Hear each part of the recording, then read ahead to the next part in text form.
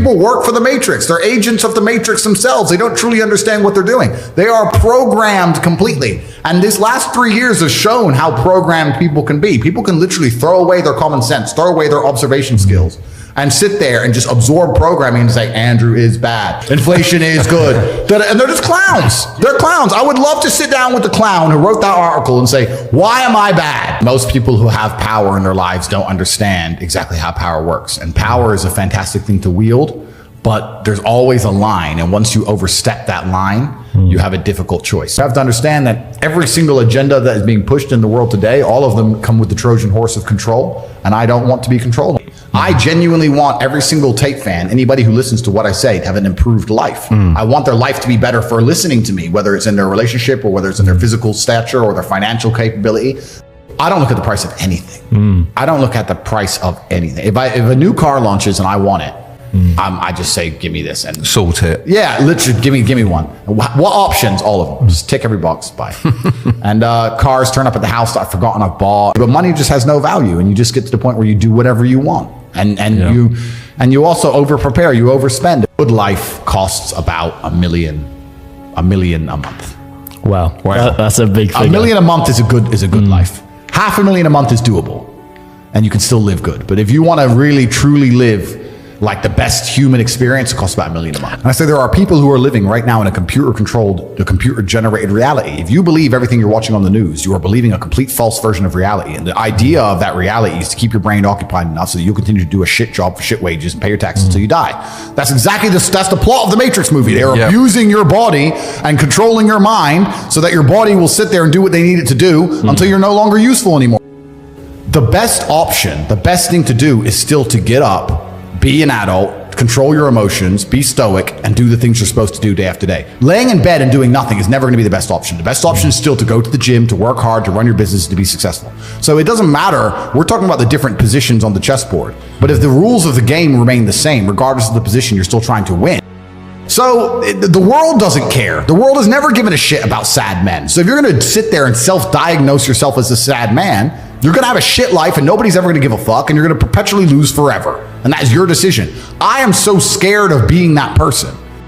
The idea of that terrifies me to the point where I don't even want to accept that as a reality that can possibly exist. I don't give a shit what happens to me in my life. I don't care how bad it is. I don't care if the worst, most heinous things I could possibly imagine happen to me. I know that my sadness, my depression will be temporary because I will never stay a loser. It is against my creed. It's not in my DNA. If you ask a woman the kind of man she wants, she will never say depressed or sad. Ever. She wants a man who is ultra capable, ultra competent. I've literally had women say to me, you know what I love being around you? I'm like, what? I don't have to think.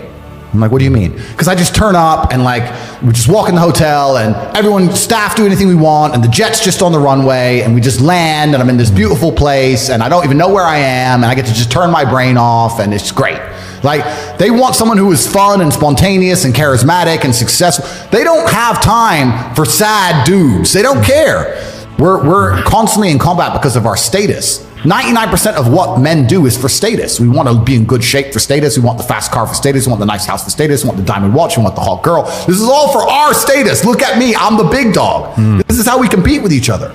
If you're going to be a dude who pretends that's not true or be a dude who doesn't want to compete, your life's going to fucking suck. The universe is a giving place, and that if you actually really want something, you can have it.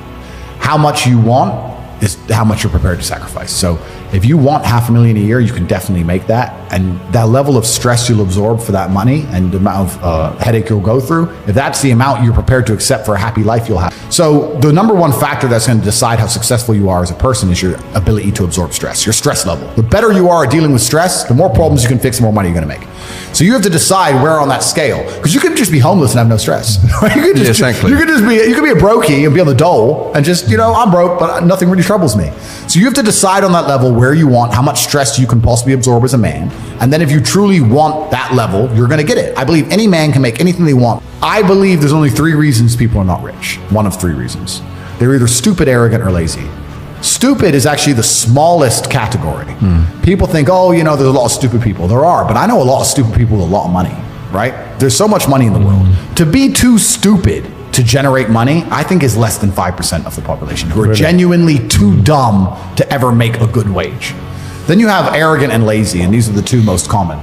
Lazy because people just, but I need time to myself. But it's the evening. Or, it's hyper competitive. There are people who do not need times to themselves. There's an Indian in or there's a guy in Islamabad who'll do your job online for $3 an hour and he doesn't sleep. You're going to lose, right? So if you're going to be lazy in any regard, you have to understand there are people like me who are billionaires who work 18 hours a day. Lazy is a big problem because people go, but I just want to relax. If you just want to relax, that's fine. But you're competing against people who just don't want to relax and you're going to lose. And the last, and I'd say that's around, a lot of people have that element to them. A lot of people are lazy. That's about 50% of people. But the main reason people are not rich is because they are arrogant. 50% of people are brutally arrogant. And I'll give you an example. I have a school where I teach people how to make money online. It's called The Real World. It was called Hustlers University. It's now called The Real World. TheRealWorld.ai. You can see it at CobraTake.com. I sit here as a billionaire and I sit and say, I will teach you how to make money online. Anybody, 18 modern wealth creation methods. It's $49 a month and I will teach you. And people will sit there in their brutal arrogance and as a brokey with no money and go, yeah, but can he really teach me? I have everything you've ever fucking dreamed of. I have all the money. You have nothing. And you're so arrogant that you believe you know more than me or that you can do it without me or that I don't know how to teach you. The arrogance of people is truly mind-bending. If you know so much, why are you broke?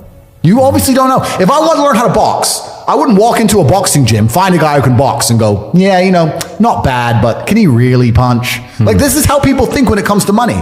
You guys are all successful enough. You can sit there and say, look, I do X, Y, Z. I have X, Y, Z. You don't have it. So do you want to learn how to play piano from the piano teacher, or do you want to sit there as an arrogant brokey? Most people are brutally arrogant, and you can sit there and you can try and help them, and they're just so arrogant. They think, I can do it myself, or I'll work it out myself. I don't need help. And it's arrogance, and it keeps them at the bottom. Everything great that's happened to me in my life, someone taught me. I had a kickboxing coach. My dad was my chess coach. You get taught things. To sit there and think you're too good to learn. Well, this is the problem. Most people are broke. Most people are broke because they're arrogant, bro. It's the truth. It's nothing to do with how stupid they are. They're just arrogant people. I think a lot of the problem with people, especially in the world today, is they misunderstand the difference between a dream and a plan. And nothing good in your life is ever going to happen by accident. If you see a guy in fantastic shape, you don't say, how'd you get in great shape? And he goes, it just happened. Oops, I just fell. No, he ate a specific way. He trained a specific time. He did specific things for a specific outcome. And it's the same with finances. And most people who are broke, if you say, do you want to be rich? Yeah, I want to be rich. How are you going to get rich? One day, I'll win the lottery. Yeah, dumb shit. You have no plan. You have no plan whatsoever. No actionable steps. No, you're not doing things daily. You're just hoping some point in the future, God's going to just dump it on your doorstep. Guess what? It ain't going to fucking happen. And unless you have a plan, a specific plan, I'm sure you guys had you had a plan and you worked hard to get to your points. I had a plan. Everything was like, okay, today we have to do day after day after day until you get there. And this is what most people don't have because they're too arrogant or too lazy. I don't think it's stupid. I think most people, if you laid out a plan and they tried their very best and they were willing to learn, could do it.